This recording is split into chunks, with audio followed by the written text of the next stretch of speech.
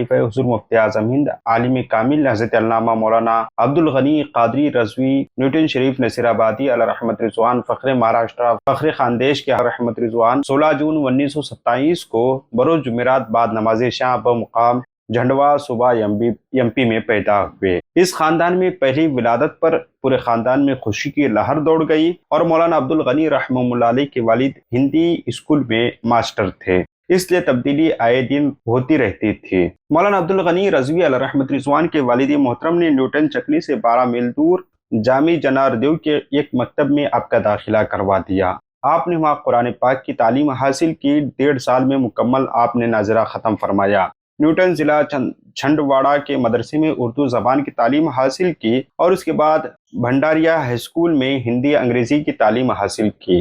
college के बाद मौलवी मोहम्मद इस्माइल इमाम मस्जिद न्यूटन शरीफ के मशवरे से जामिया अरबिया नागपुर में